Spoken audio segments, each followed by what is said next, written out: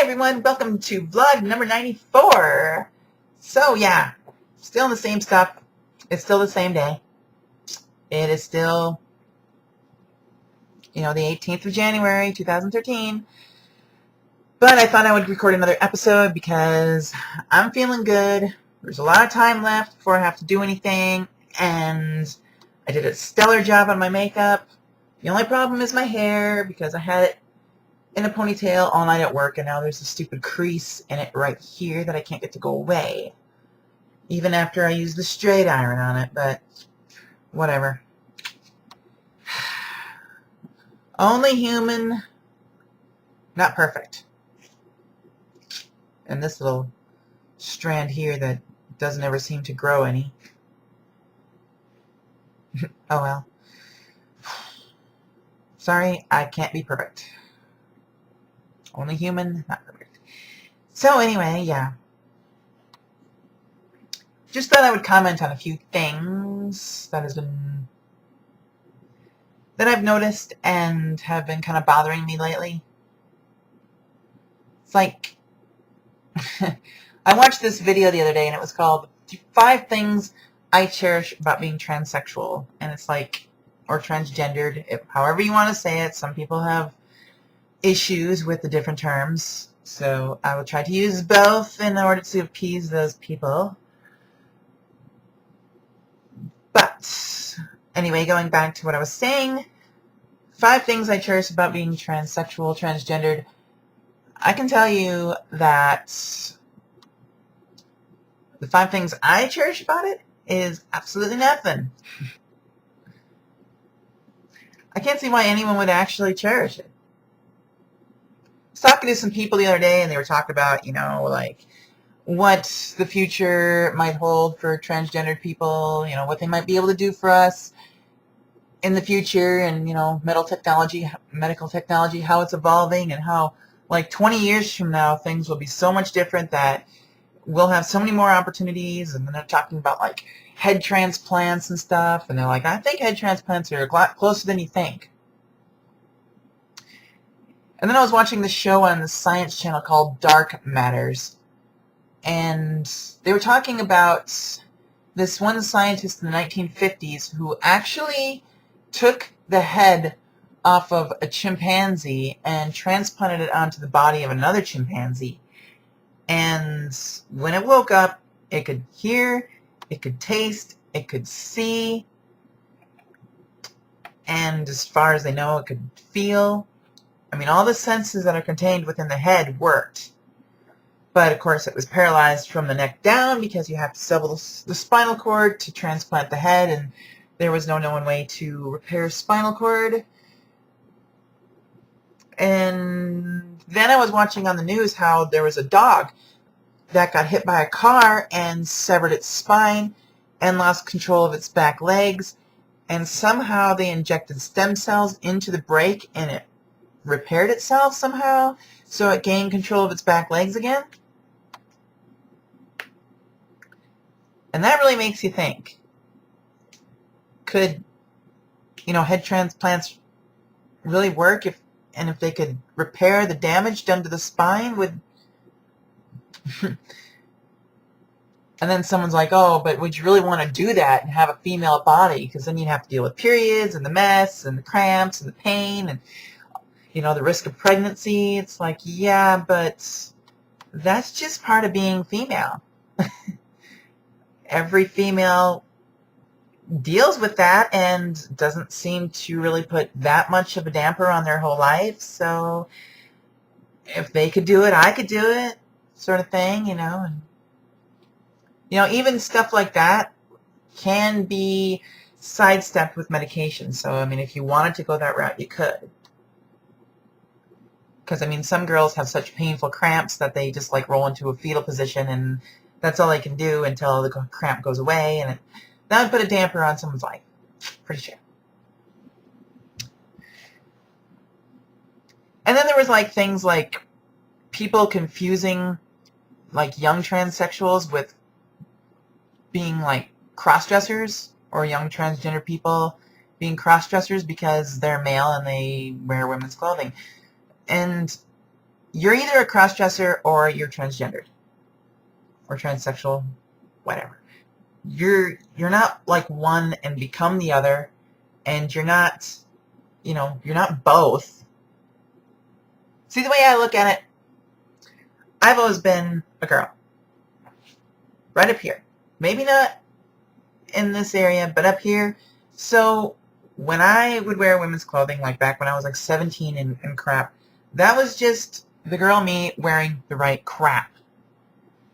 The guy me is like, when I was like 17, 18, and like back then, this is the way I look at it. I was just playing in a movie that was my reality. Some kids are smart. Some kids are smart and they know straight away what's wrong with them and how to fix it. Some kids are smart, so like by like age 3 and stuff, they already know. Look, we got a kitty in the window. Can't see him because he's white.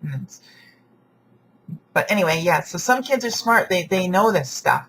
I wasn't exactly that bright. So I didn't know what was wrong with me. I knew there was something wrong with me, but I didn't know what it was.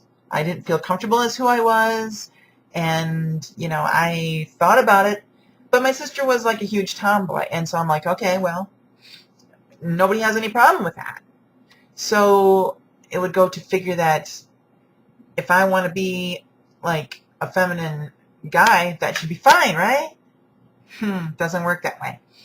So, there was all these mixed signals, and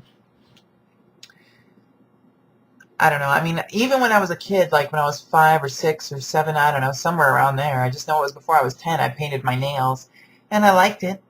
Of course, I got in trouble for it and had it taken off right away, but what are you going to do, right? So, yeah, I wasn't exactly sure what was wrong with me. I thought a lot about it and couldn't figure it out. Hell, I didn't even know that, sex reassignment surgery even existed until I was like 11. So,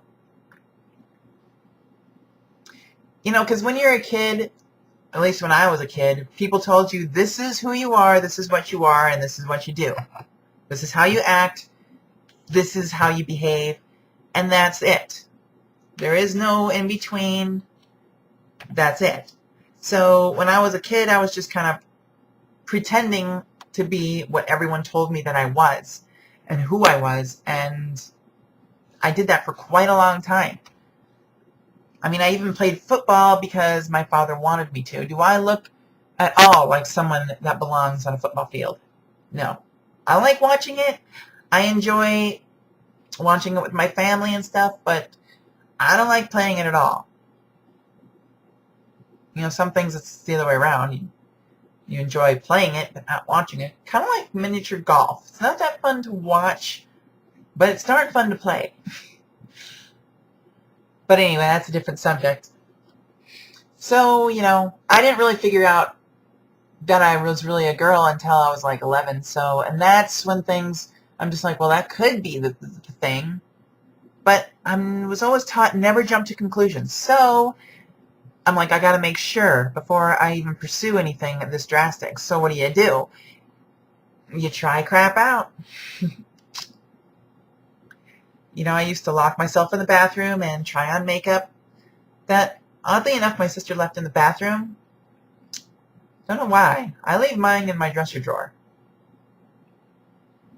Preferences, I guess. She didn't have a makeup mirror like I do in my room. So when I do my makeup, I'm in my room. When she did her makeup, she was in the bathroom. Different preferences. But anyway, yeah, I did that and tried on clothes, did other stuff until I figured out, yeah, but I wasn't cross-dressing. As far as I'm concerned, I was just wearing the stuff that I was totally meant to wear.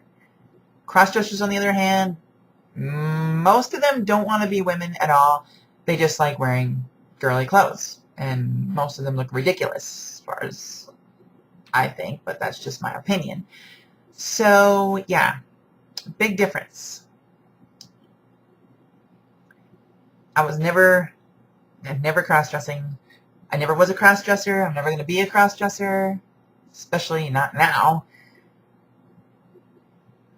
But anyway, yeah. So as far as that goes,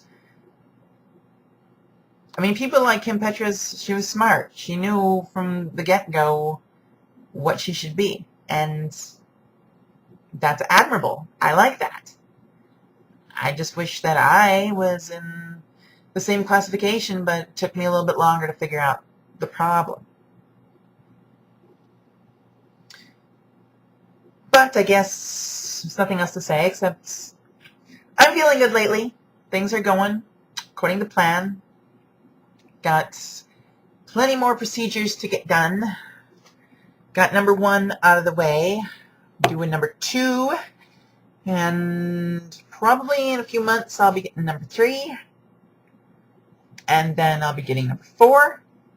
Then I'll be getting number 5, which is also here and here. And then I'll be getting number 6, which is there. Not all the way down there, just that's 8. The one I'm talking about is, you know, around my stomach. Like I talked to last time. Oh, look at that. It's 11 o'clock in the morning. It's bright outside. And cats are being assholes to each other again. So anyway, guess I better go take care of that problem, but I will see everybody later. So everybody, thank you for watching, and I will see you next time. Bye, everyone.